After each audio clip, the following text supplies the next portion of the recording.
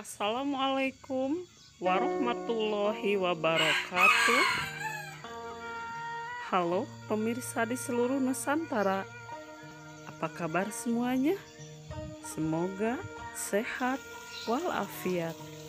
Jumpa kembali dengan Jesri dalam belajar lancar pintar baca tulis aksara Sunda. Sebagaimana kita ketahui, aksara Sunda itu terdiri dari aksara ngalagena, aksara vokal, rarangken, dan angka. Aksara vokal yaitu A, I, U, E, O, E. Aksara ngalagena yaitu kagangaca, janyata, danapa, bamayara, lawasaha, faha, kasyafa saja.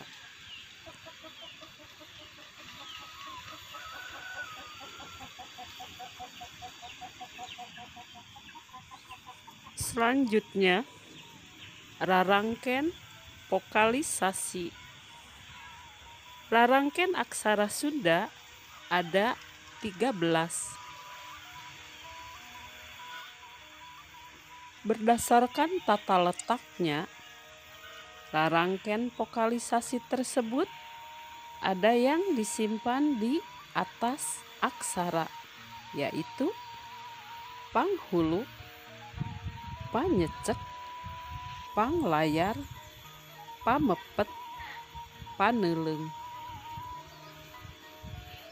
Ada yang disimpan di bawah aksara, yaitu panyakra, panyuku, panyiku. Lalu yang diletakkan atau disimpan di sebelah kanan aksara atau sejajar dengan aksara, yaitu pangwisad, panolong, pamingkal, pamaeh. Dan yang disimpan di sebelah kiri aksara yaitu paneleng. Untuk mudah mengingatnya, kita hafalkan rarangken di atas aksara ada 5, di bawah aksara ada 3, di sebelah kanan ada 4, di sebelah kiri ada 1, jumlahnya 13. Halo pemirsa di seluruh Nusantara, mengenai kegunaan dan fungsi rarangken aksara Sunda sudah dibahas pada video sebelum ini. Rarangken digunakan untuk mengubah bunyi dan menambah bunyi pada aksara Sunda. Semua rarangken tersebut mempunyai fungsi masing-masing. Setelah mendapat rarangken, aksara vokal dan aksara ngalagena tentu akan jadi berubah bunyi.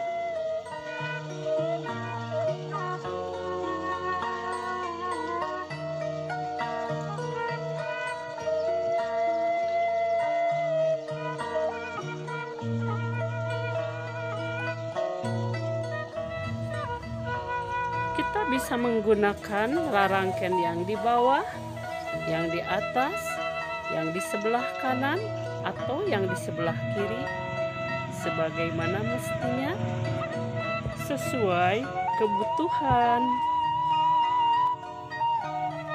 Mari melestarikan budaya Indonesia.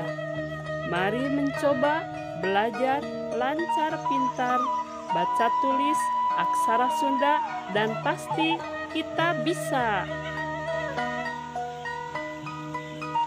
Selamat belajar, semoga lancar dan pintar.